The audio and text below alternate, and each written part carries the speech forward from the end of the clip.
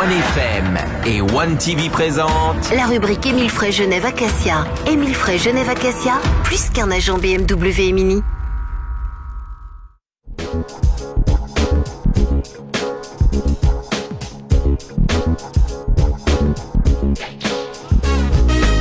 Bienvenue dans la rubrique Émile Frey Genève Acacia avec ce soir Alexandre Farago, directeur d'Émile Frey Genève Acacia. Salut Alex. Salut, bonsoir à tous. On a la chance d'avoir les deux David au grand complet ce soir. David Stutz, chef des ventes BMW, et David Rodriguez, chef des ventes Mini. Bonsoir les David. Bonsoir à tous.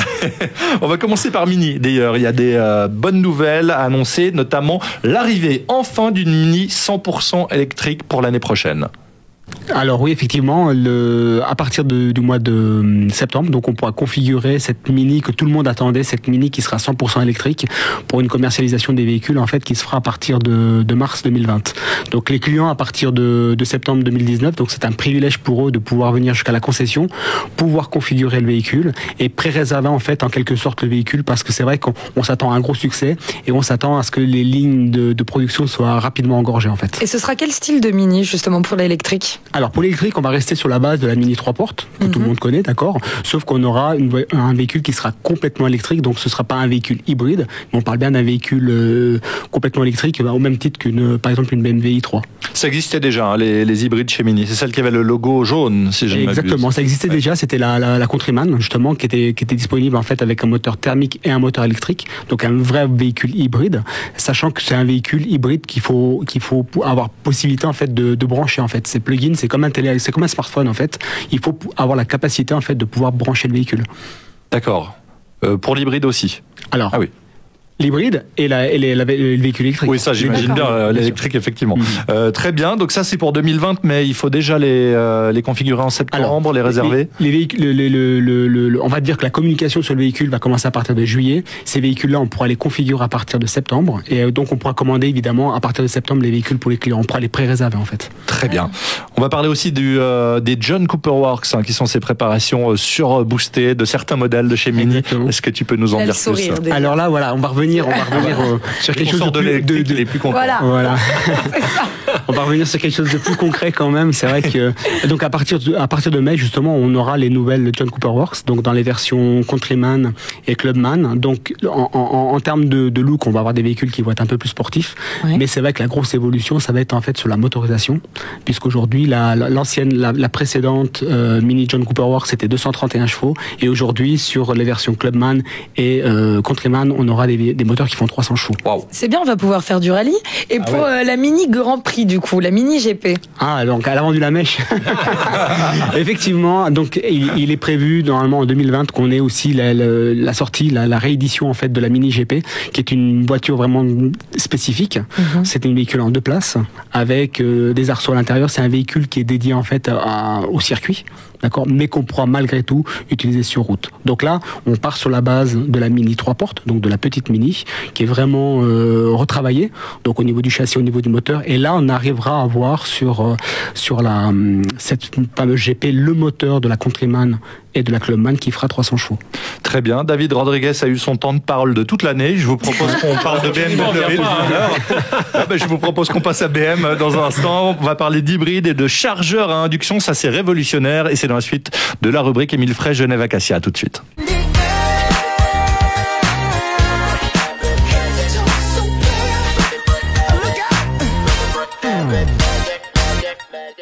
Nous sommes de retour dans la rubrique Émile Frey Genève Acacia. On va parler hybride, on a parlé électrique chez Mini tout à l'heure. Là, on va revenir à BMW puisqu'il y a plusieurs modèles hybrides, notamment la nouvelle série 3, David. Oui, exactement, parce qu'on sait que les enjeux sont assez gros pour les constructeurs puisqu'ils doivent baisser en fait le taux de CO2 de tous les modèles de la gamme, donc que ce soit BMW, Mini, et dans le groupe BMW, il y a aussi le groupe Rolls, donc malheureusement, il faut baisser. Donc BMW a fait la série 3 hybride, qui va sortir en mois de septembre, où là on a un taux de CO2 qui est de 39 grammes par kilomètre, quand on sait qu'une voiture normale fait entre 120 et 130, donc on a un gros avantage, et surtout c'est qu'on peut faire 55 km d'autonomie en 100% électrique. Donc c'est bien même pour la ville ou... Exactement, alors c'est clair que ce ne sera pas une voiture, voilà, c'est vraiment pour optimiser, ce sera une voiture de ville, mais on a la possibilité aussi d'utiliser sa voiture pour partir en vacances, peut-être qui est à contrario d'une voiture électrique, ou une voiture électrique est plus une voiture citadine. Bon, c'est Intéressant comme sujet. Alexandre, on peut vendre des voitures et être éco-responsable? Alors complètement. Au jour d'aujourd'hui, l'éco-responsable, bien, tout à chacun peut le faire. Et puis ça, on en parlera dans une prochaine émission de tout ce que nous faisons au garage également pour ce qui est écologie, parce que je pense que la branche automobile fait énormément pour l'écologie. Autant bien le développement des moteurs, comme l'a précisé David, avec les modèles, la gamme hybride. Et on voit que l'hybride a eu du mal à s'imposer, parce que finalement l'hybride, ça fait quand même quasiment 15 ans que ça existe. Les premiers étaient Toyota, on leur fait un petit clin d'œil, et c'était les premiers véhicules hybrides qui sont sortis. Et aujourd'hui, on est vraiment sur les dernières générations et toujours en consommant moins. Et je pense qu'il y a peu d'industries qui peuvent se prévaloir d'avoir autant diminué les consommations que la branche automobile en général. Et chez BMW, en plus, il y a d'autres modèles qui sont prévus en mode hybride également, David. Si alors, X5, la série 5 va aussi avoir une petite modification au niveau du moteur hybride. Le futur X3 aussi. Donc, évidemment, maintenant, ça va s'étendre un petit peu à toute la gamme, puisqu'on a toujours ce problème de CO2 et de devoir à chaque fois baisser le palier, la moyenne des modèles. Et sur la série 5, justement, il y aura un chargeur adapté, un petit peu particulier, on peut le dire. Tu peux le dire, c'est l'induction, c'est comme dans ta cuisine. Chargeur à induction, c'est ça. Une grosse nouveauté, écoutez bien, parce que c'est hyper intéressant. Alors en fait, je tiens à préciser aussi qu'on a beaucoup de gens qui viennent pour des hybrides et puis qui n'ont pas de possibilité de brancher leur voiture chez eux le soir. Donc ce qui est important, c'est que quand le matin vous partez avec votre voiture, il faut que la batterie soit chargée. Donc il faut possibilité d'avoir une prise. Voilà, non mais il y a beaucoup de gens qui, puisqu'ils sont peut-être pas propriétaires. Sur les hybrides, le moteur thermique rechargeait le moteur électrique. Oui, mais tu vas consommer plus d'essence. Donc c'est mieux que si ta voiture elle est chargée. Et puis sur la série 5, il y a un nouveau chargeur à induction.